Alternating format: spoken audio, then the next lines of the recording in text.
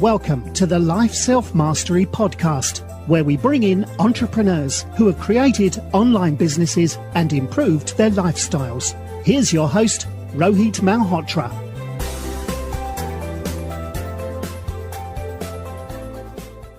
Hi everyone, I'm Rohit from lifeselfmastery.com, and today I'm excited to have Dinesh Agarwal, who is bootstrapped a successful company called Recurpost. Recurpost is a software that allows you to recycle your best updates on social media, and you can grow your business with that software. Dinesh was a research scientist and an alumni of Georgia State University. Welcome to the show, Dinesh. Thank you, Rohit. It's a pleasure to be here. So, please do share your journey. You're from a tier 2 city called Surat, and you have lived in US. You started from Georgia State University. How did entrepreneurship start for you? Right. I come from a business family, so business was in my blood. I always wanted to start something of my own, but I just did not know what and how. But I believe that I wanted to get good education.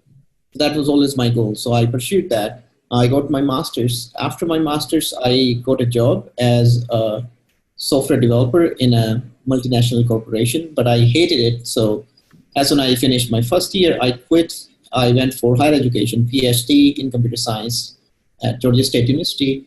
That changed my perspective. And there I saw a lot of people who were entrepreneurs. They started talking to me because I was a technical guy and they needed help with technology and stuff. So we started talking to each other, and then I realized that there are a lot of people who need help in this area. So instead of pursuing the academic career after PhD, I turned myself into an entrepreneur, came back to India, and I started helping people building their startups. And while I was building their startups, I realized that in order to promote your startups, you need help. And from there, the idea of Recurpost came into being. Awesome. So, you have built Recurpost, but you have been working on other products also, like ProStart and Factory Bucket. So before we start with Recurpost, do you want to talk about what is ProStart and other projects that you're working on? Right. So whenever someone came to me in US for help with technical stuff, I asked them, why do you need help? And they said, I have a good idea. I think that I can make this idea really big only if I had a good technical partner. So they wanted someone to start them professionally. So that's how I came up with this name, ProStart Me, and that's what we do there. If you have a good idea, but you don't have the technical knowledge, then you come to us. If we like your idea and if we think that you're the person who can take this idea forward, we take equity in that idea and we build it with you. We charge you the cost of whatever it costs me to build that. For instance, if we have to hire a team, then you pay for their salaries, but we don't charge a premium. So this way, your cost is minimized and we are in it for the long term. I don't charge for my time and I take equity in the company. So that way we are in it for long term. We're not looking for quick money. So that's how we created ProStart Me. And one of my friends, David, I have been working with him for a few years now. So he recently came up with another idea. We worked on some ideas earlier. This was his recent idea, and he has been working with the manufacturing industry for a long time now. So he said that I have this idea, and will you be interested? So I said, yeah, it makes sense. And I know him personally. I know that he is someone who could actually turn an idea into something really big. So we partnered with him, and that's how we started working on Factory Bucket. Got it. And are you still working on these projects, or you're pretty hands off? Yes, Factory Bucket is an ongoing project. We have launched it, and now we are showing it to customers. We are getting their feedback and making changes to it. So some of its modules are ready and we are selling them. We have customers with them, and then we are working on other modules now. So Factory Bucket will be a long-term project for us. At least that's what it looks like right now. And then Recurpost obviously is also going strong. We are working on Recurpost as well. But we are not taking any new projects under ProStart Me because right now we are at capacity and we can only work on so many projects without sacrificing quality. Interesting. So, I'm a blogger, right? And I've used Meet Edgar, and I really like the product. But what made you start Recurpost in 2016? Why did you, finally want to solve the problem of social media scheduling? Right. So the reason Recurpost was created is because we wanted a way to promote our own startups, the startups that we were building under ProStartMe. We have built close to 30 startups so far in the last 5 years. And in order to promote those, we thought social media was a good avenue. And that's why we created our own scripts first, and then we professionally polished those scripts and called it Recurpost. That's how Recurpost was started. But another reason why we kept it free for small businesses, because I knew that entrepreneurs, even though they have a good idea, they cannot compete with the incumbent large companies because they can, outnumber them in terms of resources, personnel, or spending on ads. So we wanted to give them a level playing field by offering Recurpost for free so that they can promote their business without spending a lot of money, actually without spending any money. So our basic plan is completely free, and it's good enough for someone who is starting his business. Got it. And how many customers would you have in your basic plan or in your paid plan? So in total, we have about 15,000 people with Recurpost. So we are about to reach 15,000 mark. Okay. We convert about 2 to 3% of our users into paid plan. So everyone else is on free plan.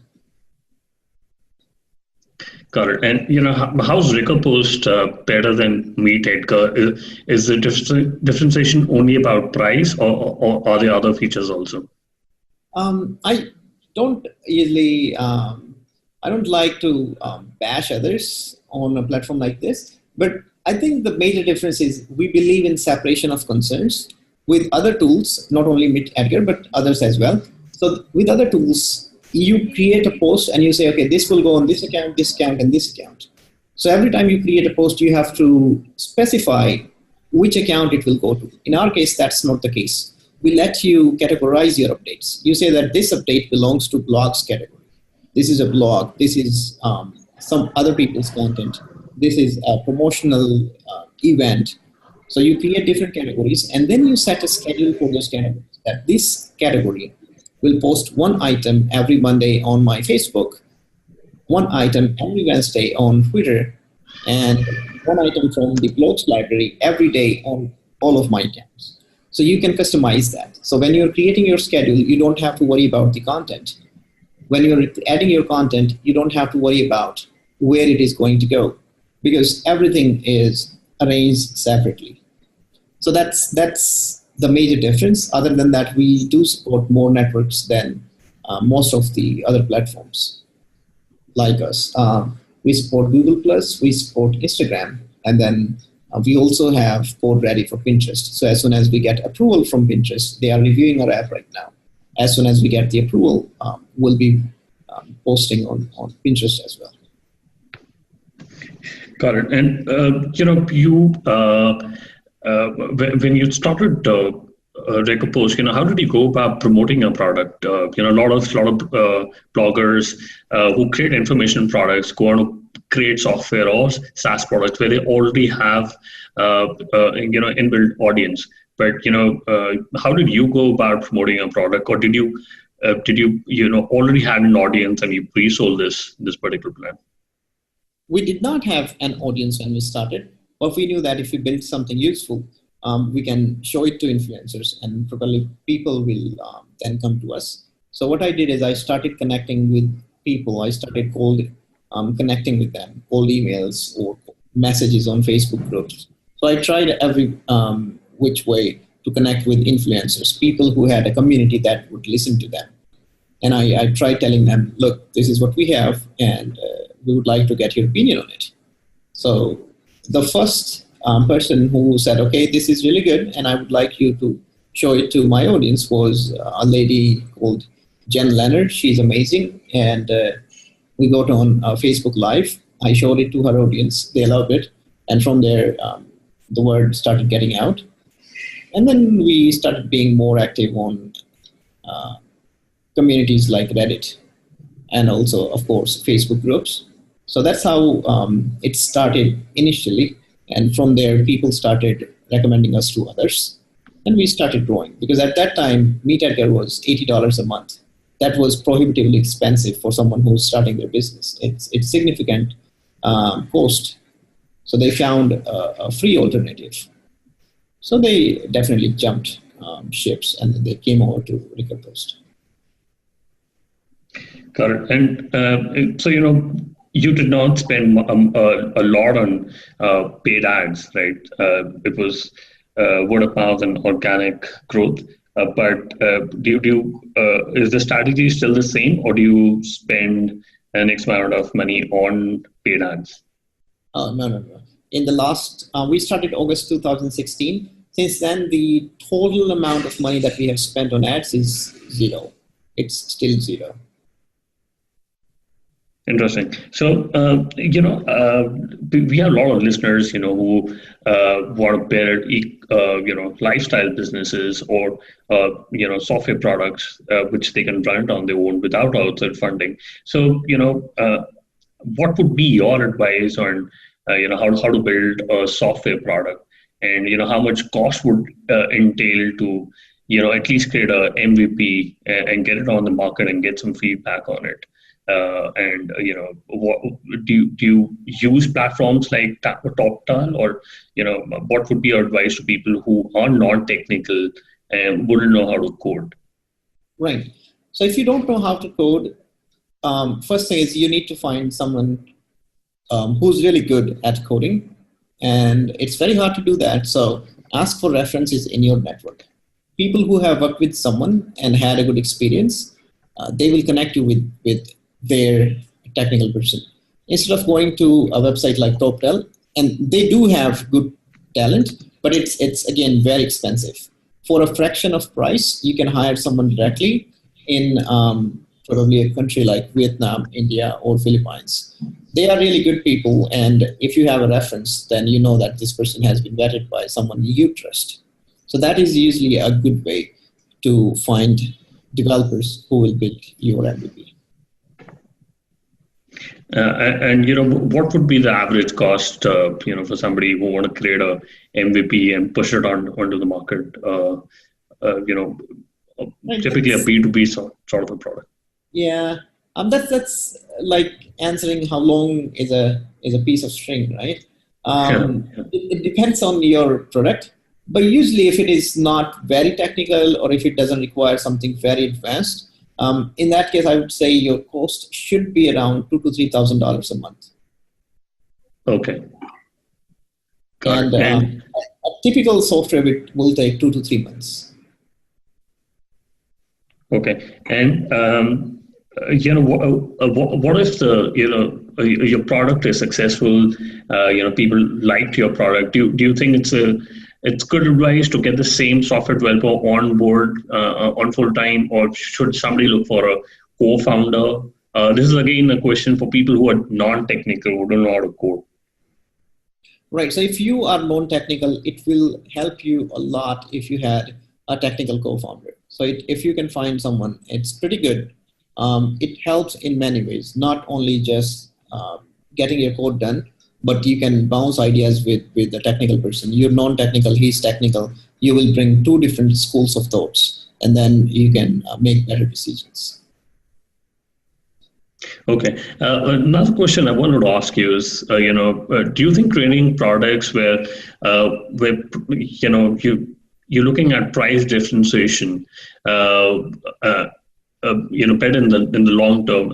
So what I mean by that is, can businesses build, economic moat, which will protect the long-term profits only on the basis of, prices, the price points, there are a lot of webinar products or the lot of, CRM products, which are differentiated by just price and very little features.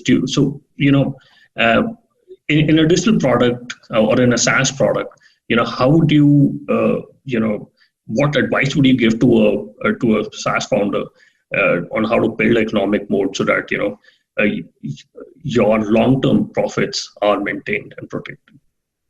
Right.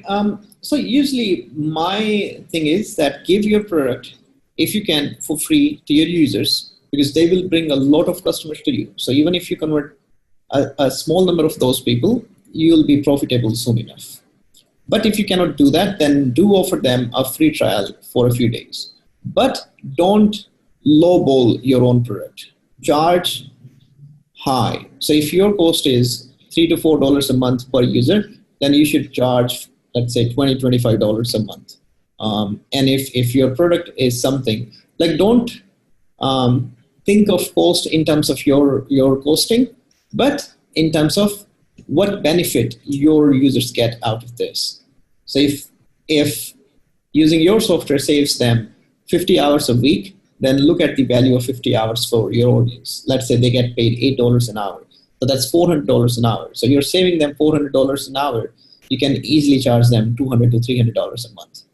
So look at it from that perspective. And then if you charge more, you will be able to provide them a better service because you can hire extra hands to help you manage it. Correct. And you worked in multiple startups and a lot of products. How somebody who has a 9-to-5 corporate job, how can he decide which software product to build if he wants to build a software product? Is it good advice to look into products which are already successful in a competitive space, or do you think they should try to solve a problem which has not been solved before? So if you want a passive income, because if you're already into your 9-to-5 and you're not going to quit that to work on your ideas, then probably solving a problem that has not been solved is not a good idea.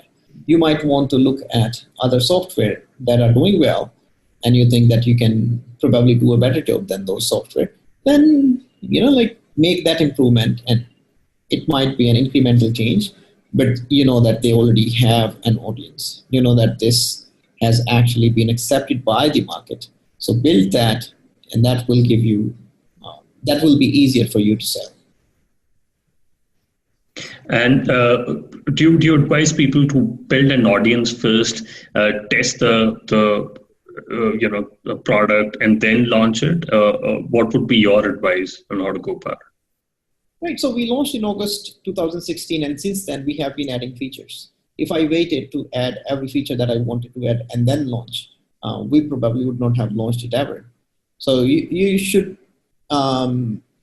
This is the famous quote, right? That you should be ashamed of the first version of your product. So don't feel bad about where you are. If you think that you have your MVP, minimum viable product ready, and just to make sure that I do not convey the wrong message, MVP is the minimum viable product. It still works. It does everything it's supposed to do without any bells and whistles. It's not half-done product. So you should launch it. Correct. And how do you decide your why? When you're trying to solve a big problem, because there are a lot of when you're trying to solve a problem, there are times when you get the shiny object syndrome, where you think that you want to solve a different problem. So what is your why when you're trying to work on Recurpost, and what do you think should be a why for somebody who's trying to build a digital product or a SaaS product? It probably will be different for everyone. You will know when you know your why. You should have a good reason to build a product, not just because you wanted to make money and you see there is another software that is doing well, you want to build it. Because in that case, you will not have the perseverance that it takes. No matter what software you build, you will have to work on it if you want it to succeed. You may have the best idea in the world, but if you don't pursue your customers, your people who can use it, you will have to do that. And if you're not persistent with that, you will not take your product anywhere. So if you build something that you thought that, oh yeah, it will make me some money, so I'm building it, but you don't spend time on it, then you will not have anyone using it, and you will eventually not make money, and you will lose interest in it. So your why should define very clearly that this is exactly what I'm building, and I know why I'm building it, and that will answer how you are going to promote it. Got it. And let's quickly do the top three. What's your favorite business book? I just read the 0 to 1 by Peter Thiel. I really liked it. Actually, I read it second time, and it's still my favorite. Now I'm reading Tipping Point by Malcolm Gladwell. It's a little harder to read than 0 to 1, but I dig it so far. And if you could go back in time when you started your business, what is the one thing you would have focused on? So this is good one. Now I try to stay away from products like marketplaces where you can have chicken and egg problems. I try to stay away from problems that are B2C. So those are the things that I think it requires a special skill to make them successful. So if I could tell myself that if you want your product to succeed, to support your other ventures, in that case, you want to build something that solves a problem for a business. So B2B is the way to go. I have spent a lot of time into marketplaces and B2C products. I would not have done that. Okay. And what's your favorite online tool, for example, Gmail or Slack? Oh, if those are the options, I like Slack better. But my favorite tool is, of course, Recurpost. Got it. And what is the best way people can reach out to you? They can email me, Dinesh, Dinesh, at recurpost.com. That's the best way.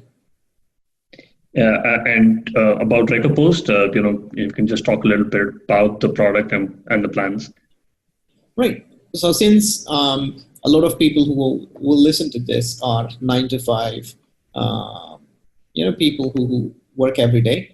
So you don't have a lot of time. So you should have tools that work for you even when you're not working for your business. Recurpost is one such tool.